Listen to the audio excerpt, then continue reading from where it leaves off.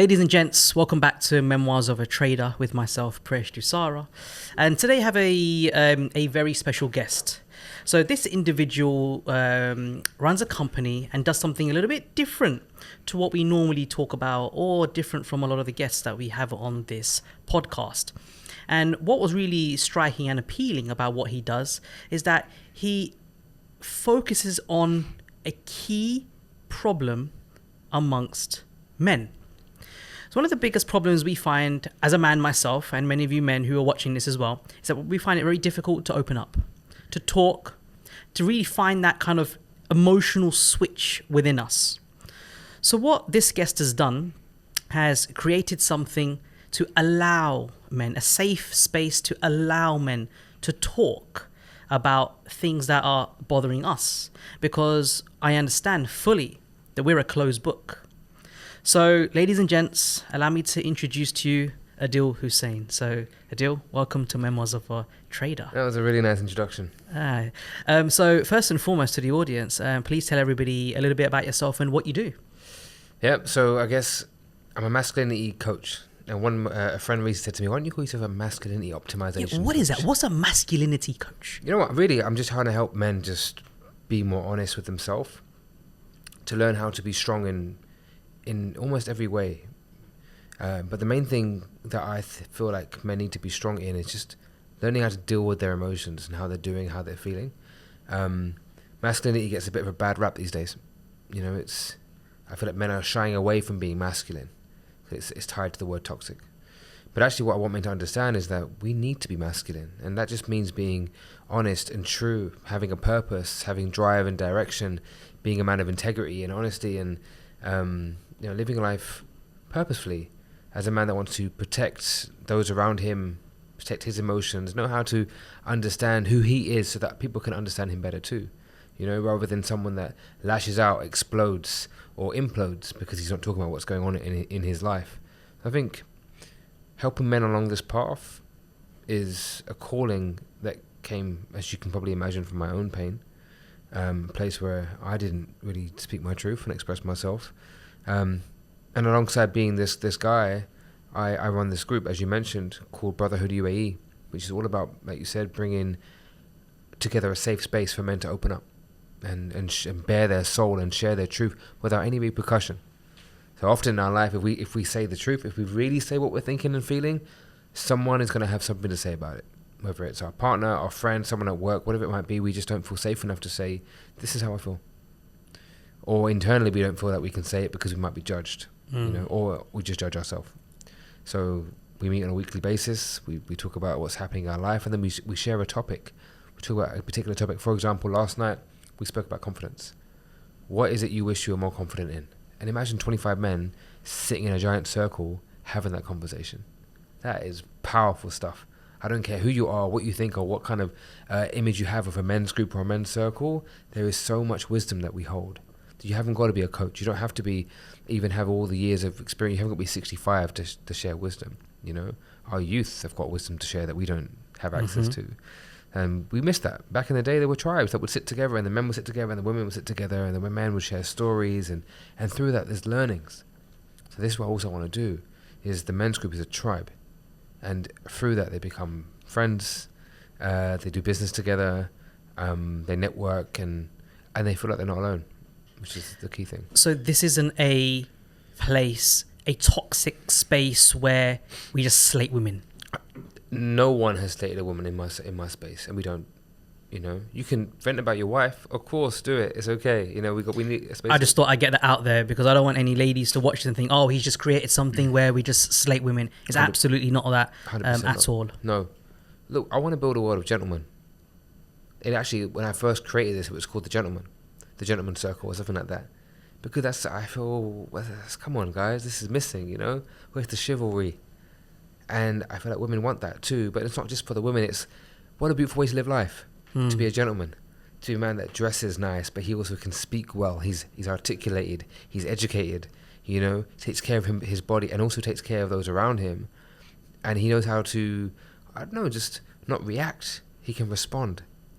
Like, that's the man that I want to be. So that sounds like the perfect man, right? So if you was a woman, that describes a man that every woman would want, desirable. So what's happened? We're in 2024. What's happened over the years? Would you say that chivalry is dead? It looks that way, if I'm being honest. I feel like we've become selfish. I think the world's become selfish, to be honest. But if I'm just speaking to the men, we're just on a singular path. I want to become rich. Right. So you think everything's just focused on money? Material and money. I need to be something. And that's because of a number of reasons. But the societal pressure, let alone family pressure, of being someone. And you probably have experiences from family as well, being very typical in our culture. But just feeling like you have to be someone, I think that drives the wrong behavior. And where I see men going now is they're so desperate in proving to everyone else around them that they are someone worthy that they lose sight of the bigger picture. Do men only feel worthy once they earn a certain amount? I think that's definitely a factor. And do you think that social media is primarily to blame for that? Social media, society pressure in general, newspapers. Because we've always had newspapers, but we've not always had Instagram. Yeah.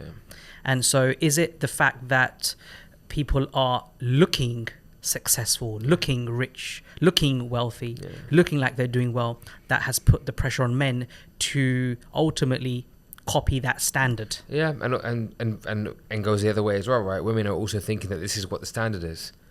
And men have that pressure now as well. It's like, well, I have to be this guy or earn this much or drive this kind of car or flex this watch in order to be perceived as someone that is worthy enough for a relationship. And I think relationships are so key and paramount in what we need as a man. Like, we really want to find a partner. We love it, whether it's just because we want sex, whether it's because we want someone to be together long term. We feel like we have to be someone worthy of that, and all these little material things are how we're being judged. Wealth or status is how a man is judged. That's why when you look for a man's Tinder profile, it's what's he wearing, or what car is he next to, or what's the surrounding, because that gives the illusion or the perception of status. Correct. Whereas a woman typically is judged by her beauty, right? Of course, women are also looking at how he looks, but typically I think that is also, does he look like he's got money that he can take care of me? Right. That's the commodity that we live by. Yeah, and even though in my industry as well, finance and people in the trading world is always articulated by suits, people who talk a certain way. Yep. Even the vast majority of the color skin plays a big part in it as well. Yep. And when you look at someone like me, the total opposite, all right? I literally wear what I want. I say how I feel. I wear my heart on my sleeve. I don't fit the stereotype, which is one of the biggest reasons why I don't have the clientele or the footfall of people that a lot of the people that do fit the stereotype have. But one thing I would always say to the audience and say to a lot of people, you're judging a person based on face value of what they look like. Doesn't mean they are that person. How many people wear a suit, claim to be a trader, but don't trade? Yeah. Right? So I guess what I have over all of those, I have the choice to not wear a suit. Yeah. Right? And it's that freedom element that I want and that I like to showcase to other people. Like, if you want to do this for real, maybe you look at people like me who have that luxury. Because what are they doing this for? Everyone is typically trading and whatever to gain freedom. Yes. And you are the depiction of freedom. But unfortunately, just because I don't fit the mold or the narrative. Yeah. It's to the point. Check this one, Adil. Yeah. To the point where we spoke about brand offline, right?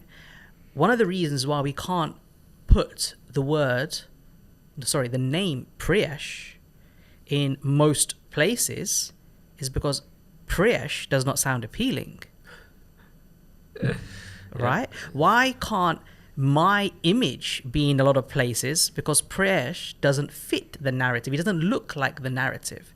And as sad as it may sound, in 2024, that's it. We've had discussions within my team to remove the word P8FX or to remove his profile picture because he doesn't fit the narrative. Damn. That's and sad. So it's sad, but it's the reality. But if I was someone who fit the narrative, I looked a certain way and I had a traditional name, Yeah, I'm talking like a traditional banker's name.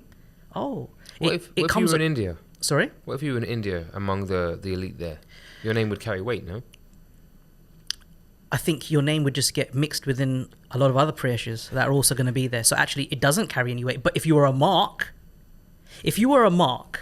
wearing a suit and your color skin was white and you were in India, you would win. Damn. Hate that. Even among our own people, we're just prioritizing skin color. That isn't ours. But it's just a part of it, right? And it's something that we've had to accept. I've had to accept, and you just have to go with it. I'm sure I'm not the only person. Man, I feel so good being in the UAE. I swear to God, like my skin color is welcomed. I don't have to worry. In the UK, you do have to think, okay, because I remember with my last job, I managed to work up quite far to the top, and I'm sitting in the board meeting with all these, and everyone was white around, but I felt like I shouldn't be there. And they kind of looked at me like I shouldn't be there. A racist joke was even said, and they all looked at me like as if they forgot that I was in the room. And I was just... But here, in the UAE, the way that I speak, how I look, how I... all of it is like, yo, I like you. This is good. You're welcome. Let's go. That's beautiful. And then would you say that men have issues about opening up everywhere in the world? I think it's a worldwide thing. I think there are certain countries that maybe the men are a bit more in touch with their feminine. Maybe some of the Nordic countries, like Norway and Finland and Sweden, I think they're a bit more emotional. I don't know. Maybe I'm just talking my ass, but I think it's a global thing. Why is it 3 out of 4 attempted suicides are men? That's global. It's horrible. We spoke about this with Sebastian Bates. We spoke about suicide rates and suicide rate of youngsters, and that's positively correlated with smartphones. Shout out Warrior Academy. Amazing. Yes, shout out Warrior Academy and Sebastian.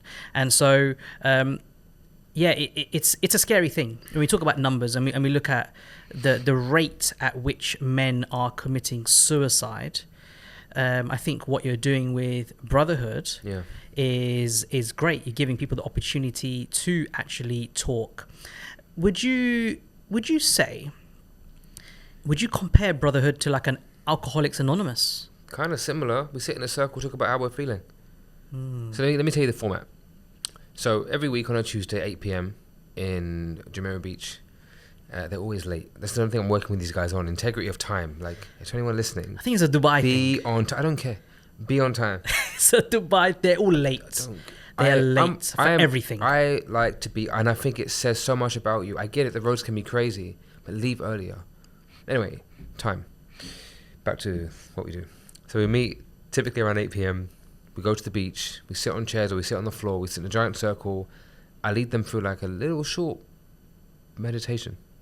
And some of these men have never meditated before in their life. And all I'm doing really is saying, shut up, sit in silence, listen to me speak for about 5 minutes. And I'm just guiding them through some breath, taking them on a bit of a journey to like just be aware of like their head or their hands or their feet. And they're just breathing and they're just like, and they're just relaxing, So that's probably the first time all week that they've actually just sat in silence and given the permission to do so. And then I bring them out of it, and then I give them a bit of spiel about what it is that we do, who am I, what's Brotherhood UAE, and then now the group is getting so big, I got to split the circle into like 3 or 4 people groups. So we have like 5 in each circle, led by some of the men that I've been working with for a long time now, so that they know the format. And everyone gets 5 minutes, maybe 6, depending on how many men we've got, to check in. The check-in is the crux of Brotherhood UAE, right? This is your opportunity to express how you're feeling in these different areas: physical, intellectual, emotional, spiritual, sexual, and social. Yeah. And I give that as a format because most men, if you ask how are you, they're like, yeah, I'm good. But if I say how are you feeling physically today, you're immediately thinking... I'm just going to write that down. You say that again for me. Physical, intellectual, emotional, spiritual, sexual, and social. Spiritual, sexual, and social. Socially, right? So in each of these areas, so you get a man already thinking differently about his response. Oh, okay. So physically, I'm feeling a little bit tired, to be honest, and maybe I've got a bit of pain in my shoulder. So I'm bringing him into his body. Intellectually, intellectually, what does that even mean? But anyway, you go there. Emotionally, okay, it gives them that format. And now some of the men become for months, so they know. They might have a specific thing. Guys, this week I'm pissed off. Okay, let's go. and he gets that 5 minutes to talk And vent. and vent. Also, if they want to share good things, they can share good things too. It's not a doom and gloom circle. It's whatever you want. So it's wins and losses. Everything. You bring everything to this time. And what I encourage the men to do who are listening is to give him your undivided attention. How often do we speak and we're like, are you even listening to what I'm saying? Are my words being heard? Am I seen? But in that circle, you're seen and you're heard. And to kind of make that even stronger, I get the men to use hand signals. This one is me too. So if you're sharing something and I've been through it, or I'm going through it, I do this. Immediately you're like... Is it random? You just put your hand up as they're talking? Yeah. Or, yeah? Okay. So immediately you're like, oh, okay, I'm not alone. Me too. Me too. Imagine some of the men that, actually I can tell you now, many men come to Circle thinking that what they're going through is unique to them. Right. Until they see 5 hands go up and it's like, wait, what? Same thing in the trading world, same thing. There we go. Like there's so many synergies in what we're going through in our daily life in so many different other areas. So once we've all had the check-in, we offer kind of a round of like, if you want to just say anything else about how that made you feel, and then we bring all the circles back together in one giant circle, and then I throw this topic in the ring. And last night's topic was, what do you wish you were more confident in? And so we spoke about confidence, and men were like, I wish I was more confident here, whatever it might be. What are the premises to being more confident? Imagine you've got 25 men sharing and expressing their views on confidence and what they wish they were confident in, or what they weren't confident in but now they are, and what stopped them, the fear element, all these kind of things, and all these tips and tricks and books were shared and ideas, and that's power. So we are a group that is growing in a way where we want every man to feel like they can share their truth, but we're not going to leave you in a place of pity or demise, or like I can hold space for you, I can be empathetic, but I'm like, cool, what's the game plan, let's go. And this is where we differ, right, to maybe Alcoholics Anonymous. Yes, they have the 12-step program and everything, but it's about action, and we'll help each other, and men will message each other afterwards and say, okay, I can do this, or I can help you here, or here's a book, or here's an audio book, and it becomes a super powerful network. So this is the membership for Brotherhood UAE.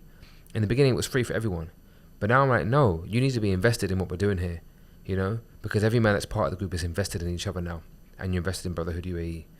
How does someone sign up? How much does it cost? 200 dirhams a month, and that gives you access to the weekly circle. You can come for that for free, and then you have access to the WhatsApp group for now, and then we have a boot camp on the weekend. We've launched Abu Dhabi, so we have a man in Abu Dhabi leading on a Wednesday, so tonight. Right. Which is beautiful. So you have a base in Dubai, and you have a base in Abu Dhabi as well. Yeah. Are you looking to branch out to other countries? Because obviously we talked about that this was a worldwide thing. Yeah. And then I'm sure in other big cities, i.e. London, Moscow, New York. The dream is big, right? But for now, I'm in UAE. Right. And there's talks of Sharjah already. But I need to get the foundation. As much as I've been running this for 3 years, it's been really hard, man. Yes. As you can imagine, in the beginning, no one was coming. I was sitting there in Safa Park with some karak waiting for a man to sit next to me after I posted on meetup.com. No one's coming. But I would go every week, and I felt like giving up so many times. There's been so many iterations. Last year, I almost gave up. I was I'm done, man. So I ran one last barbecue in Kudra Lakes. Invited whoever wants to come, bring friends, whatever. I put it on different apps and meetups. 40 men showed up. 40 men showed up. Men Wow. that I didn't know. I think 5 of them I knew, and the rest of them I didn't know who they were. They were just random guys that found it, and friend told another friend. And I led a 40-man meditation, which is my biggest ever thing that I've ever done. And we ate together, and it was amazing. The men just knew what to do. I didn't have to do anything. I said, guys, bring what you want. Let's make this barbecue happen. You guys know what to do. One man bought 3 different barbecues. Meat came. Barbecue fire was going. One man set a fire pit over in that corner. Like, it just worked. And when they heard about what it is that I'm building and doing, they were like, why have we never heard about this? And I was like, I've been here for 3 years. Like, come on. But that was the rebirth of Brotherhood. Back then it was called Brotherhood DXB because it was only Dubai. And it just kickstarted everything. So if you would have given up, would that have implied you've given up on men? And they were a lost cause? It would have implied that I'd given up on myself. Given up on yourself. So what are the barriers? Why did you feel that men were not turning up or coming to you? Because let's turn it back on you. Imagine there was another Brotherhood table, and then I wanted you to turn up. Would you turn up? Yeah, I've been to men's circles. I started by going to a men's circle back in the UK during the pandemic and working with a men's coach. So when I found out what that was, I was like, this is amazing. So what's the barriers? Why are more men not coming to you, would you think? Men don't feel like... Look... If it's a safe space, if it's somewhere where we can talk. Because men don't think they need it. Men don't think they need it. And again, I don't like even tarnishing all men with the same brush, but typically, as a blanket statement, men don't think they need this thing, but they do. Every single man needs a safe space. I'm speaking to every single man, not just in Dubai, in the UAE, in the world, needs a space where they can just talk openly and share their truth with other men that aren't going to judge them. Because we've been through it. We've all been through it, or we're going to go through it. Some of us aren't dads yet, yeah? But when we become dads, we are going to go through everything that you've been through, right? And we need to be going to other dads for advice. So imagine you've got a group of men from 21 to 55 that have been through every little thing that you can imagine, and you can say, right, I'm going through this. Cool, I've been through it. Let's talk. We need it. So a man's ego, one I mentioned before, we're focused on just making money and just building our wealth, right? But a man's ego stops him from saying, I need help. Because it's not manly, it's weak, we're going to be judged for it. Who am I? What kind of man am I if I have to ask for help? You don't have to ask for help. Just come and chat to some guys. You can make real friends. But this is why predominantly men don't take therapy. Yep. Because it's classed as, I don't need help, right? So I take therapy, and I've been taking therapy for a while. And because I needed to, me as a man, I wanted to learn about myself, right? So I wanted to self-develop. I wanted to understand why I was the way I was in many aspects. Why do I think the way I think? Why do I act the way I act? Yeah. Why? I'll give you a great example. Why does Priyesh not swear? So I don't swear, and a lot of people that know me, you probably won't notice that Priyesh does not swear. But why does Priyesh not swear? I don't swear because of something that happened in my childhood and my upbringing. Right, so that was made clear to me, and we discovered that through therapy. So I got to understand that. Why do I think a certain way? I got to understand that. Why do I have this, I guess, relentless type of work ethic of do, not talk? Again, it stems through my upbringing. And so I recommend therapy to a lot of men to learn about themselves. But it's always been I don't need therapy. Yeah, because it was associated with being crazy, right? It was associated with the really negative aspects of the psyche. You need help. You need help. That's why you're going to therapy, because you need help. Listen, when I went through what I went through, 4 years ago with mum and being kicked out of the family home and breakups and cheating and all sorts that was going on, I was like, man, I need to understand what the hell's happening here. I need some help. And I got therapy, and as much as it was powerful and useful, and it was good to talk about this thing, it was the men's coach that really helped me. So I think that if you're a man that doesn't want to go to therapy because of the stigma, one, get over it, but two, if you don't want to get over it, go speak to someone like a coach, but not like a business coach. Someone that's gonna work with you on who you are, but from a really kind of like level, down to earth. We're just some guys. That's why I think speaking to someone out of your typical friendship circle is quite helpful. Hasn't got to be me, but it might be another kind of coach. A lot of these guys are very intuitive, and women, by the way, that can just poke the right places to get you reflecting and thinking. And in the absence of speaking to someone else, start to write. Sit in silence for 5-10 minutes a day and write. Just write how you're thinking and feeling. And then close the book and put it away. You haven't got to read it. Just get it out, I think it's so powerful. And one of the things that I learned with my men's coach was this thing called shadow work. Shadow work, explain. So, light and shadow. The light is typically seen as the things that we know about, and the things that we're okay to talk about. And the shadows, or the shadow work, are the things that we don't want to talk about. We keep it hidden away.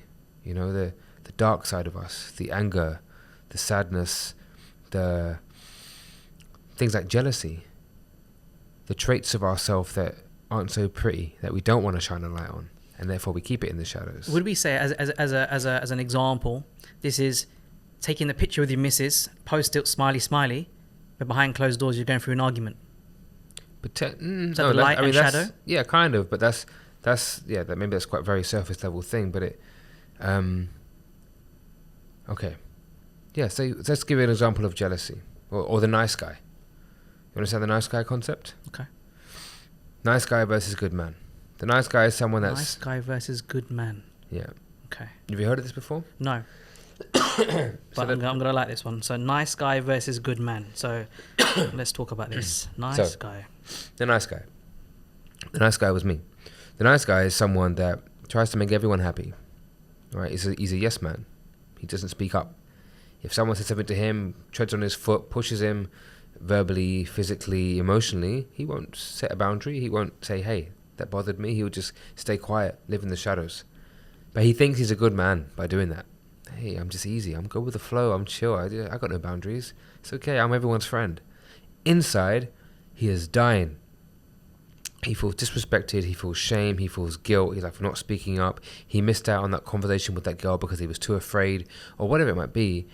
He is like, he just doesn't like who he is on the inside.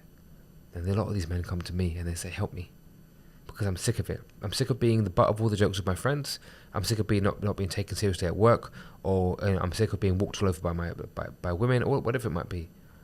The good man, however, now if we're someone that shines a light on the shadow, because that's a shadow, all the stuff underneath is the shadow that he's not addressing. The lack of boundary, can't speak up, scared of confrontation. We start to shine the light on it. Why? Same with therapy. Why? Why? We get all down to all the whys, and you realize where all this came from. And whilst, like, again, therapy is good, now let's take action. So to give you an example, one of the homework I gave my client recently, with him being the nice guy, was just note down all the times when you wanted to say something but you didn't. Just bring it to the surface. And there's a lot of experiences during his week. And I was like, how does that make you feel? He's like, yeah, it doesn't feel good. So I'm drawing up that energy and getting that emotion and getting to fast forward and say, what does your life look like if you continue in this way? And then, what are the vices that you have that make you feel better about this? Interesting. Alcohol, partying, eating, like binge eating, all these kind of things that just placate that feeling. Now, if you go into good man, he's a man that is still, he's in a place where he can speak his truth. He can set a boundary. You know, I was late meeting you today. Your boundary will be, listen, we set a time. Don't appreciate that you kept me waiting, but we're here now, let's go. And I'll say, you know what, I'm very sorry. I appreciate that. Thank you for, it's okay. But you could have just been like, oh, it's okay, whatever it is. And I mean, we have a mutual respect understanding. It's okay. But a lot of times, men don't do that. But if you can set that, that's so important, because not only is it just kind of leveling the playing field and showing that mutual respect for each other, but you internally are giving a nod to you, self-respect, that authenticity and integrity for you, being a man of your word, not being afraid to say some of the hard things. It's not confrontation. You say it with love and respect, but you express the truth. But do you feel that men suffer from doing that because they feel they're going to be judged if they say it? Yeah. So that's why they don't. Exactly, because they're, one, afraid of confrontation. They don't know what to do, what comes next, or they're afraid that they're going to be perceived as a bad person. Do you feel women find it easier to bring up a conversation or say something that they don't agree with over men? Sometimes yes, sometimes no. Like, some women would rather not speak up and just say, you know what, it's not worth it. When you get comfortable with someone, maybe it's a little bit easier. When you're in a relationship, maybe, but imagine over time, some of these women who are in relationships will think, what's the point? What's the point saying anything? They maybe said it so many times, and then maybe they bubble up, and then they say something. So if I have a issue or a problem with someone, and then I say how I feel, say that's not cool, we agreed on this time, blah blah blah, I also don't want you to have a negative impression of me now. Why not? Right? Because I feel that, now you're not gonna see me as a friend or someone that we're gonna chill with or anything like that, because now you think I'm too direct, right? I always get this thing a lot, that Priyesh is very direct. I would say that, yes, I'm direct, I'm honest. There we go. I'm very, very honest, and then there'll be people that know me, that are watching this, would know that in conversation, let's just say via WhatsApp, they've done something, or they've ghosted me, or they've not responded, or something like that. I will call them out on it. Yep. Yeah, because I feel that it's the right thing to do. That I want you to know that was not right. So because I would like you to be right? Because if you're doing it to me, you're doing it to other people, right? And I feel not my responsibility, but I should say something, because that was just not cool what you did, right? And so that's why I would address that situation. But I do that to people that I feel I can do it, if that makes sense. Would you address it because you want them to be right in the future and not affect other people, or because it affected you? Right, and so that I want you to come across. If you're a professional, come across as a professional. I had to tell a man yesterday who was meant to do something for me, didn't come across professional. Today I had to tell him he was not professional. And that is me saying for your benefit, because if that's how I've now perceived you, if that's how I've now perceived you, then other people are going to perceive it the same way as me. It's just that I'm the one who has the guts to tell you, that's unprofessional, right? And then so I do it not just because it's affected me. It's affected me, yes, but I'm telling you because it's affected me. But it's also going to help you in regards to other people as well, right? Okay. And so, so what would you say to people that now find me? Because I had this exact conversation with a friend of mine who's a female, who said that maybe, Priyesh, your approach to people coming onto my course or coming or getting involved with P8FX or trading maybe is a bit too much in your face, right? And the way what I said in response was that, but I'm trying to give you transparency here. Yep. I'm giving you the reality. I'm telling you this is not a get-rich-quick scheme. You're not going to get your Lamborghini lifestyle in a month. I'm telling you, yes, you need to sacrifice some time. Yes, there is work involved. Yes, you need to dedicate. It's a life skill that will take a little bit of time, money, effort, courage to actually do. And so, are you penalizing me for being honest? Would you like me to sugarcoat it? Who said it to you, a woman or a man? Woman. And I feel that it's you smiled there, so I'm going to ask you about that in a minute. I said I can't change who I am as a person, right? I don't want to come across as wishy-washy, put my arm around you, tell you everything's going to be all right, because it's not, right? Like, you've got to put time and effort into this. This is one of the best paying jobs in the world. You think it's going to be easy and free, right? It's not going to be easy. No. Yeah, there is no amount of YouTube videos, no amount of Google documentaries you're going to be able to watch that's going to teach you something that actually is going to take a little bit of time. But people don't want to hear the words education, take time, losses. We want it now. I want it now, right? And then so my approach is my approach. And the way, also what I said, if it was out of line, disrespectful, rude, my team would have pulled me up on it. Yeah, different story. They would have said something, Priyesh, that was not cool, or that was wrong. And I would know my limits and boundaries. But I'm a self-aware man, right? I want it to hit you. I want it to hit you. So I'm going to put a story out, and I'm going to say, these are the gains you're going to get from an institution. Here's my company's gains. Which one are you going to choose?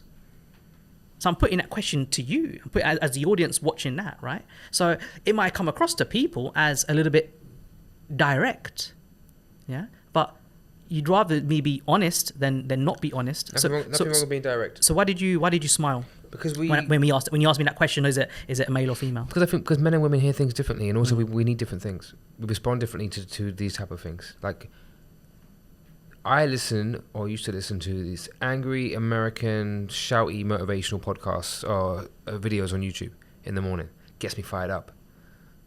Men love that stuff. We respond to that. It gets us going. Let's go. That's why, like, when the Spartans have their war cry, or when they're, like, going off to battle, gets you going. Women need different things in order to feel motivated. And maybe some of the people that you speak to, and maybe you speak the same way, or maybe you adjust your tone slightly between speaking to a man and speaking to a woman, because we do need different things. Like, I can't speak to my partner the same way that I speak to one of my boys or a friend if I'm giving advice, for example. I have to set the scene, tap into the emotion, the empathy, create a safe space, all that kind of stuff when I'm speaking to my partner. There's a lot more love involved. But when I'm speaking to my friend, I can just be like, what are you doing? Let's go. Let's go time. Come on. You're better than this. It's different. And some women are okay with that, but the way that they are manufactured by God is different. So we have to adjust certain things. So I'm not surprised that she expressed what she expressed, because it feels differently to them. It does feel like, why are you speaking like that? and you're thinking, listen to what I'm saying, not listen to my tone or whatever. It's just like there's information that's coming out. She said that you come across like we can't do it. Again, her interpretation. Yes. There's no truth in what she's saying apart from it's her truth because of her interpretation of what you said. That's why when you're a good man, you can't be responsible for how someone takes your truth. Absolutely. Which is why the nice guy can't live in that space because he's afraid of what their perception of him is going to be. But once you express your truth, it's up to them how they handle it. Would you agree that the nice guy finishes last? Yeah. To himself. So talk to the camera. What do you say to nice guys? All right, to all the nice guys that are out here just listening, and you understand what the nice guy is because it's hitting you right now. You're the guy that is afraid to speak up, express his truth because you're afraid that someone might judge you for it, or they're not going to like you anymore, or they're not going to want to be your friend, or someone at work is going to kind of put you down and berate you or tell you off. You know that if you continue down this path, it's you that's going to be affected in the long term. You're going to feel unhappy with yourself. Your confidence is going to lack. Your self-esteem is going to go into the floor. The hard thing is just admitting that. The next step is just slowly just take some action and just understanding what your truth is first to yourself and then practicing articulating that to other people. But as long as you know what your truth is and you are courageous enough to take some action, you will win and you will feel far better, and those around you will also benefit. You're doing them a great disservice by not speaking your truth. You think you're doing them a favor by not expressing how you feel, but it's not the case. Trust me, start to speak up. Start to share what's really going on in your life and how you really feel. Don't be afraid to kind of break a few molds and upset a few people. It's okay. It's on them. But your life will be better for it and you'll feel far more of a man for doing so. Listening, yeah? Thank you. Yeah, man. It's a big topic for me. Confidence and being the nice guy are just huge. Because I didn't grow up as a confident kid. I was bullied as a kid. I was the soft, pudgy one. I was bullied and I couldn't speak in public. I couldn't talk to girls. I just super soft. But it bothered me. You know, it was hard. You feel like, what kind of person am I? And even when I was, when I liked girls growing up, the girls didn't like me. I was everyone's friend. You know, my nickname was Huggy Bear because I was soft. Huggy Bear. My nickname was Huggy Bear because I was soft and cuddly, and I was friend like, zone, huh? 100%. You were put in the friend zone. Straight friend zone, and that doesn't feel good. No, it doesn't feel good. No. The gateway for me was fitness. When I got into fitness, my whole body and physique changed, and also I shaved my head. Confidence came. So you shaved your head. Two more topics I want to talk about. One of them is how to navigate modern dating, which we're going to talk about in a minute. But the first one is Andrew Tate. Yeah. Do you ever get compared to Andrew Tate? Yeah, man. I was at a surf club or some bar during the day a few months ago, and one of my friends was chatting to a couple of girls, and he said, "Oh, this guy's the men's coach," because they were chatting about dating and stuff. These two girls at the bar, and they were like, "Oh, you're just like Andrew Tate then." So the general perception for a lot of women is like that. I can assume it's that negative vibe straight away. Like the ones that know me don't say that. Well, I think me and my team, we've had a lot of discussion and so one of the people that used to work for Andrew Tate works for my company. Wow. So we know a lot about how the growth kind of formed, how everything was, and so I guess also we identify the man behind the brand, right? So and there's a lot of opinions, there's a lot of discussions and talks that we have about him, on how he comes across and his ideology, his visions, his methods, his standards, his way of practice, and what he encourages the youth to be like, etc. So there's a lot of discussion and topics on this. So number one, what are your thoughts on him? I think there's, again, he's speaking to a particular audience. He won't resonate with everyone, but he says some good stuff.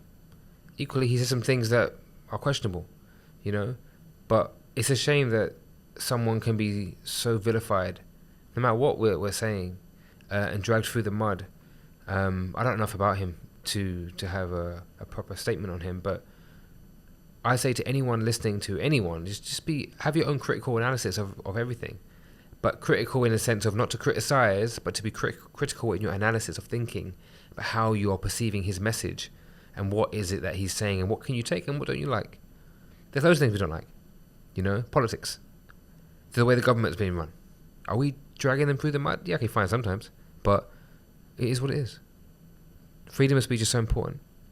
And I saw an article yesterday that my friend sent me, and it was like, girls should have their own playtime in the playground because of boys and their misogynistic views towards women, girls in the playground, and their the portrayal of toxic masculinity in the playground, so that girls can get a fair time to play with the apparatus and the stuff.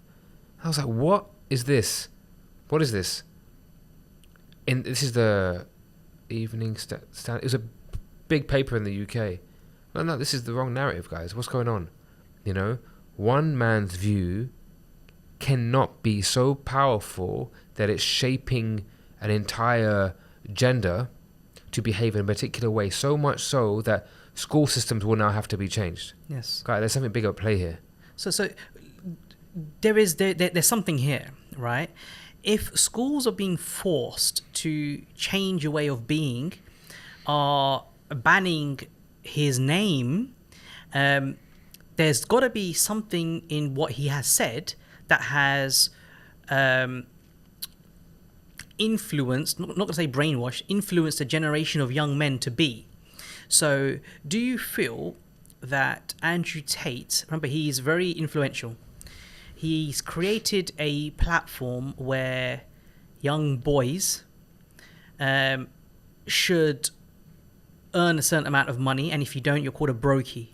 So does that force young men, you have to be successful. I don't want to be called the brokey. I don't want to be bullied. I don't want to be that one that has no money. I have to look a certain way. I've got to be a certain way. I have to be a certain way around women.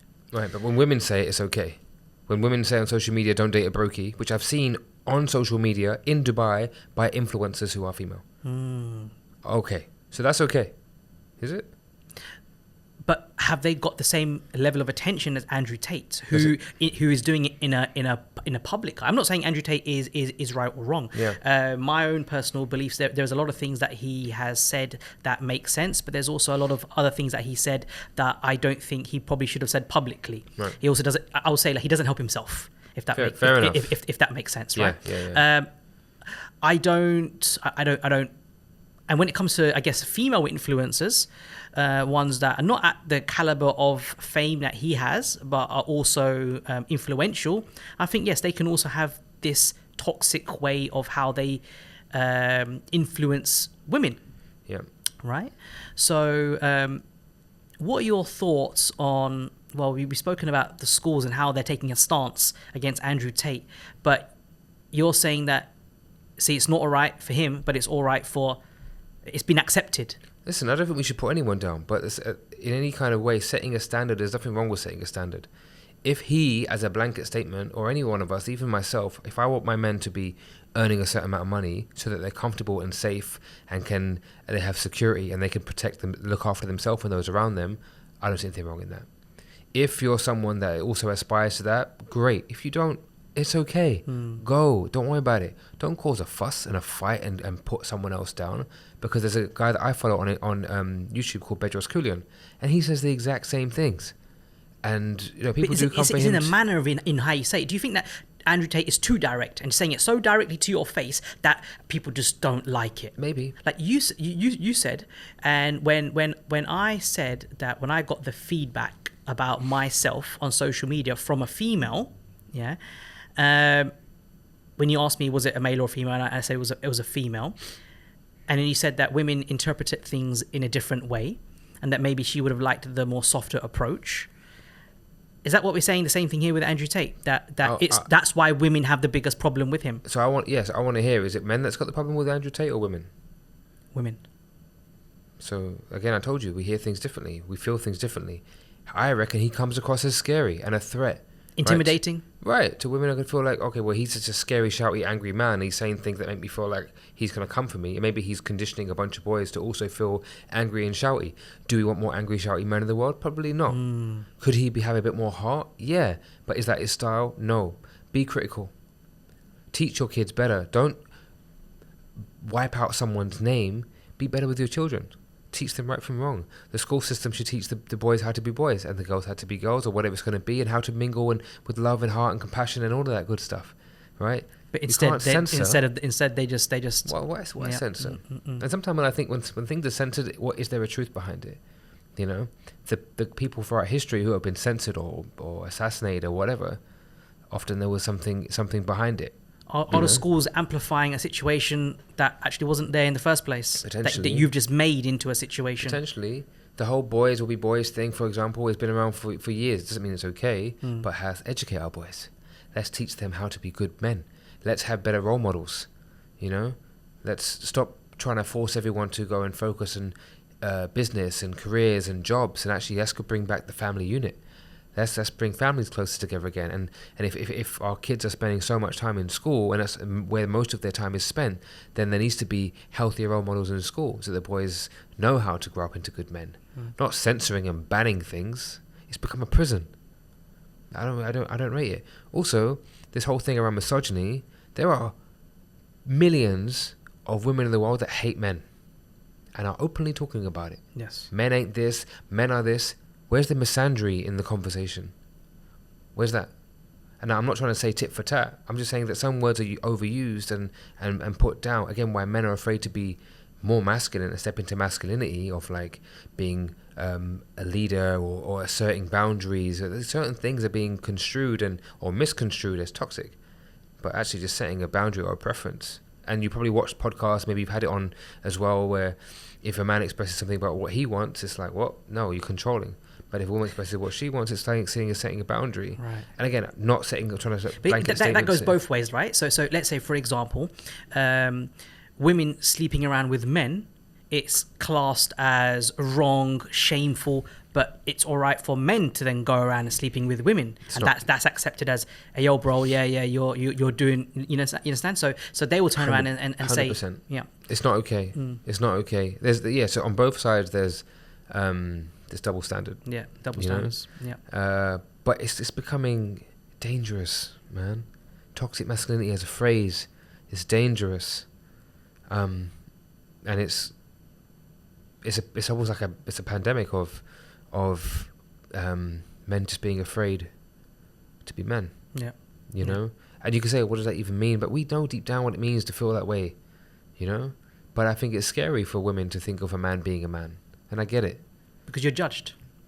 Yeah, but also, women are afraid because it can, when they see men being men, it looks scary as well. When you see go to a football match, you see a bunch of hooligans, which is what typically like, oh, that's a bunch of men being men. That doesn't look nice or feel nice, and I can't walk through that as a woman. You know, there are lots of terrible men in the world, but to call it kind of toxic masculine, no, it's bad men. Interesting. And so our final thing that I wanted to talk about was what? It's already over? No, come on, man. No, we're not over. We're not over. But as in, you have a course called How to Navigate Modern Dating. Oh yeah. So, talk to us a little bit about this. So the course is with a company called Infojoy. First of all, I do want to say that.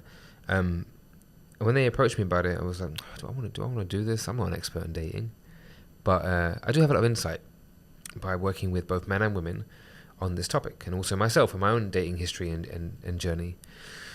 But one of the key things I like to talk about when it comes to modern dating is knowing what you really want. You know, and getting off the dating apps as an example, like getting off a dating app. 100%. Oh, that's interesting, because the vast majority of men and women would be on a dating app. 100%. As in, isn't this the only kind of, I'm not saying the only way, but isn't this the way that people meet people now? Right. That's what they say, right? But I don't subscribe to it. Back in the UK, like years ago now, I used it and it was quite successful and it was nice. But the stories I hear about Dubai, for example, and I don't think it's the place for it anymore. Then how do you meet people? People are all over the place. You know, but you may. But let's say you're the nice guy now. How are you going to have the confidence to go and find someone? So this is why I'm like, listen, if you're a nice guy and you can't even go up and speak to someone, then you've got some things to work on before you're ready for a relationship. I'm sorry. Do a little bit of groundwork on yourself and you'll be far more confident stepping into that world. Or maybe the groundwork is, I'm going to just get over this and I'm going to go speak to her. Even if you get rejected. Get rejected. It's all experience, it's all lessons, it's all learnings. You'll become far more confident in that, learn more about yourself during that experience, and you realize that it's not that scary. One of my clients, we were sitting in a coffee shop, and he had this issue where he couldn't speak to this girl at the gym that he's liked for ages. 3 months he didn't speak to her. I was like, what are you doing? He goes, oh no, like she was with a friend. And I was like, listen. I said, what do you think of that girl over there? He said, oh, she's really pretty. I said, go talk to her. How would you do that? Let's say you find a pretty girl at the gym, you're attracted to her, you want to approach her, but also look, we've seen these videos on social media of what do you call it? What's the term that you say when you shame someone? You know, they film themselves doing some workout and they see a man walking in the background, and then they go on social media and talk about, oh, this man was staring at me, or this man approached me. So that's a put off as well, right? Yeah, 100%. And then so if you're a man and in the gym you find an attractive woman you want to approach, how do you approach her? First of all, just like, you don't have to. Like the gym is a place people want to go and train. Yeah. Okay, but if you want to build a rapport and you see her often, then just start slow. Just like it could just be one time, it's just a hi, and carry on. Don't have to stop someone. You can build interaction slowly, and you let her feel comfortable with you or not comfortable. If she wants to reciprocate, she will. Don't impose yourself on her, you know. But at least a hi. Start with a hi. You know. So what about the men that don't go to the gym? Yeah, but then you can go to coffee shops and you see someone next to you. I have a 9-to-5 job. I haven't got time for coffee shops. Meetup.com, all right, and go see what's happening in the world. What's Meetup.com? Meetup.com is a great application. It's a website that people put events on. Could be anything, book clubs, workouts, Tai Chi. One time I found a Tai Chi group and I went to Tai Chi on a Sunday morning. But again, I don't have the confidence to go in these groups. Something's got to give. Look, at the end of the day, you can use dating apps, right? They were created for moments of people like this to help the interactions happen. But what's happened now over time? You don't develop that skill of being someone out in public and just being confident and able to strike up conversation. You get connected through messaging. There's filters all over the place. You don't actually know if that person likes you or not, and you're going to meet them. You might not even meet them because it could be a ghost, it could be a catfish, like who knows what might happen. You're nervous before you even get there. You're judged instantly on what's going on, and then halas, okay, it's either going to go somewhere good or not go somewhere. What about the men and women that don't get any matches? What happens to them? What happens to them? You're now feeling that I'm not good enough. Not only not good enough in person, but I'm not good enough on this app because I'm being judged for how I look. Which means, what's that doing to your self-esteem? What are they doing? How are they thinking and feeling? So wouldn't it be better that you just sharpen your skill set in being who you are, being more comfortable and confident who you are, so you can actually have conversations, to get out there, to join a workout class that you go to regularly. And when you go to something regularly, you're more likely to meet people and feel comfortable in that scenario where they get to see who you really are. So if you do strike up a conversation and there is a little bit of like, okay, they know you. So if you're going to go for a coffee date, it's more than like very high chance that it's going to happen, you know, rather than hiding behind a screen, yet another screen that you're going to be looking at and swiping. It becomes a game. But it's hard though. It's hard, it's right? Not. It's hard if you don't do it. It's interesting. It gets easier over time. You know, so I got that guy to go speak to that girl, and he did it. He did it. After 5 minutes of sweating and drinking water, he finally got up and went and spoke to her, and I had to go pull him away. I was like, okay, thank you so much. Okay, he's back to my lesson now. Like, he come back, and I was like, how was it? He goes, oh, it was fine. I said, so you put this person on a pedestal because you put yourself lower, you know? So you've just skewed what the reality is. But a lot of men, especially the nice men that you spoke about, nice guys, a lot of people put women on a pedestal because women can come across unapproachable. Right, because it's when you've got the confidence from a young age, and then let's say you were the popular kid, I guess it's going to be easier for you to approach women because you've always been again maybe popular. You've looked a certain way, but for the bullied individual, the one that's got low self-esteem, the yes man, yeah. So then how it's really difficult for these guys to pluck up the courage to go up to that unapproachable female. unapproachable in your eye, In your eye. in your mind. But Because in their mind, they want you to approach, right? some of them do, some of them don't. Right, so I'm saying you can test it. Hey, I saw you from across the room. I think you look, like really interesting. You got a great smile. Can I have a seat? Just as an example. Oh, I saw you reading this book. Like, what are you reading? Do you recommend it? just start small and receive the cue. Back off if she isn't giving you any kind of cue to sit down or conversate. Like, it's okay. Take rejection like a king. Cool. See you later. Thank you. Sorry to disturb. And go. When I speak to women, they're like, these creeps will hang about. They won't leave and they feel that they can't be so direct sometimes, or they have to go super harsh. And so the perception is that, women are just unapproachable, but they don't want to talk to you. But men are too forceful. Sometimes they won't take no for an answer. Sometimes, So look, be a gentleman. Actually, that's the key thing for takeaway from today. I think for the men listening, be a gentleman. What is a gentleman? You know what a gentleman is. Be a gentleman. In person and behind closed doors. Don't be one person in public and a different person at home. And I've been this guy. Like, I'm not speaking as if I've never done anything wrong. I've been the worst. Okay? I've been the complete different person. People in public and my friends, family, they thought I was this great man, good human. Behind closed doors, I'm cheating. I'm not speaking my truth. I'm not. I wasn't being the good man. I was being the nice guy. So I get it. I know what it feels like. I know what it feels like to feel worthless, and have no confidence and feeling all the shame and all the guilt and not knowing how to talk to people and feeling how they're going to like me, crying in my bed at night and feeling lonely. I've had it all. I even had it here in Dubai. What the hell am I doing here? I've got no friends. I had it. Dubai's a lonely place. It shouldn't be, but it is. Everyone comes here to be someone, and you can get lost in what happens here. I didn't really get lost in the glitz and the glamour because I had no money, but I might have done. And I know many men that a lot of people do, right? Because it's easy, but what they come back to me with, or even just speaking as friends, or when they come to the circle, they say it's empty. I can be around all these people and I'm partying at the weekend. I'm looking for the next best thing to do, but when I go home at night, I'm going home by myself, and I just feel like, what's the point? I don't even have friends. I've got no one I can bare my soul with and just even have a laugh with and just play Tekken with. I've noticed a lot of people may know people, but they don't have any friends. Yeah. It's sad when you think about it. And we come here alone. We most of the men come here alone. I wanted to start this group and called the Lonely Entrepreneur, because I was sitting in a co-working space once. I saw this one man here, one man here, one man here, one man here, working on their businesses. It's like a startup co-working space. I'm like, man, I should just sit us all together and just have a chat. I wonder what they're going through. I wonder if they just eat their chicken chow mein alone in their little studio after working their arse off trying to make money for their family and wishing that they had a couple of guys to have a little chat with. But isn't that very similar to what you're currently doing with your Brotherhood? 100%. But it was going to be more kind of entrepreneur focused. Right. And there is something that I did create with another guy called the Resilient Entrepreneur, which is pretty much the same thing. High flyers that want to talk about, what's happening with them and how it feels to be an entrepreneur, but with other entrepreneurs. So it's kind of the emotional stuff, plus the coaching, plus just sharing ideas and like a mastermind. So that's something on the side. Do you feel you can be born as an entrepreneur, or can it be taught?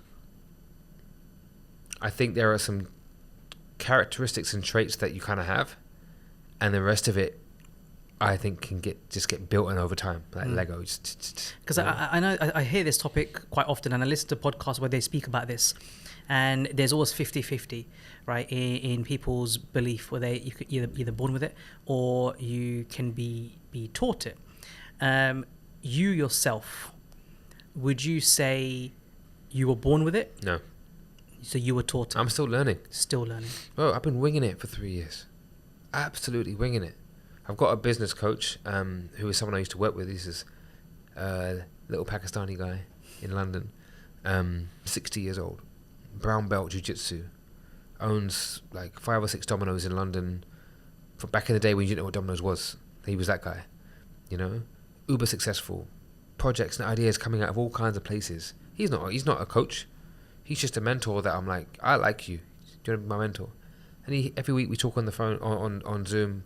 Been 2 years, every Monday without fail on Zoom. I don't even check. We don't check. Are you meeting? No. I'm just there. Mm-hmm. He helps me. Because I don't know, I've come from the government sector in the UK. I was in procurement. That was my job, boring ass job. But I always knew that I wasn't supposed to work for someone. I can't do it. I don't like rules or structure. But as an entrepreneur, I realized that I need rules and structure. So I have now, one of the brothers has risen up through the ranks in the group, and he's helping me, because he's good at that. So I'm like, great. So an entrepreneur is someone that has a vision and can inspire others on his vision, and that's what I'm good at. I've always been the Mr. Motivator. I used to be a PT as well. So in and around my job, I was trained as a personal trainer and would just train them before and after work. Because I loved it. Not because of the money. I just love being a PT. I love helping people on their fitness journey. But most of all, I love being the motivator. Saying you can go, you got this, let's do this, all of that stuff. So I think that's what an entrepreneur is. And that is kind of built from the inside out. And that is something that I think is within us or not within us. There are people that are leaders and those that need to just do the work. Yeah. For me, I think that a lot of entrepreneurs are born with it. You have something in you, and you may not discover it for quite a while, right? So a lot of people are not self-aware that they were born entrepreneurs, and that they discover it over time. But you have to look at, and again, it was therapy that helped me understand this as well, right? And I wanted to do things differently. So when I was in school and everybody was selling the penny sweets, I had to force my mum to buy me a Dell computer with the dual discs so I could download illegal songs and then sell them in school for £5. So they were making pennies, I was making pounds, right? So that was one thing that I did. Then when I went to university, I used university as a tool to sell my music album when I had my music career. So I utilized it, so I used it. So I did not care about the degree because I knew that weren't going to get me anything after.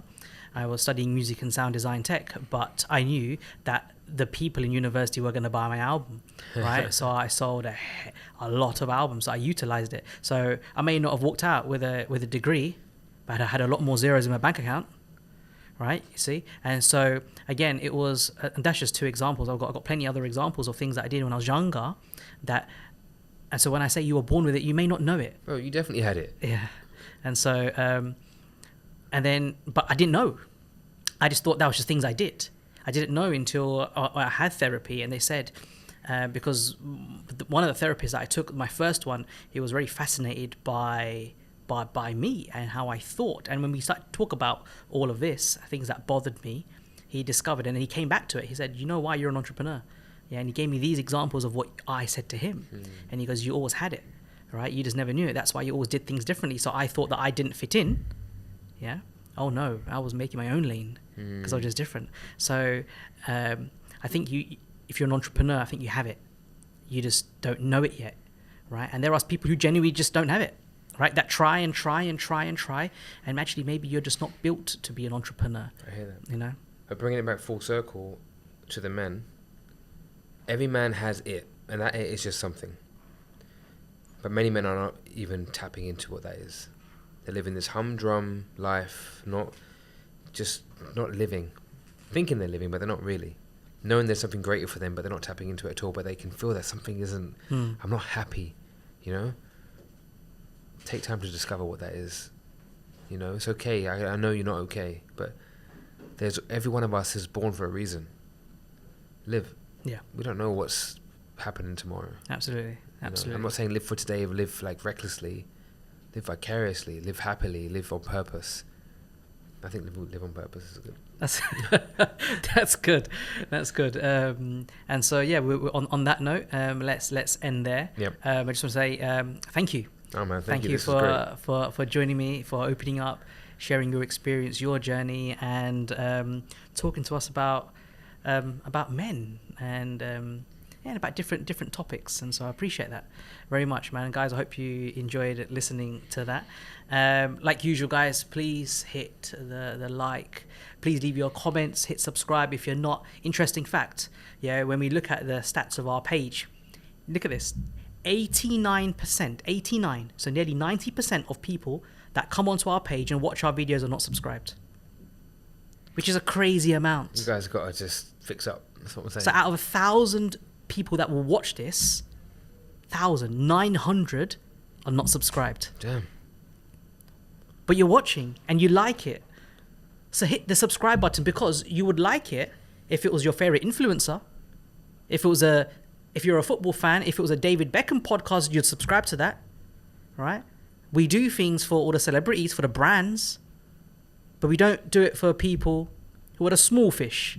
And we don't do it for people that we know. How many people do I know? So many of you know me, but you won't hit subscribe. You know, that's another topic. That's another topic. Supporting homegrown, supporting our friends. Of course. How many friends ask for discount? Anyway, subscribe. How many friends ask for discounts? Subscribe. Let's go. Subscribe, guys. Thank you for joining me, guys. That's Memoirs of a Trader. Thank you very much, Adil, for coming on. Appreciate that very much, man. Thank you very much. Thank you.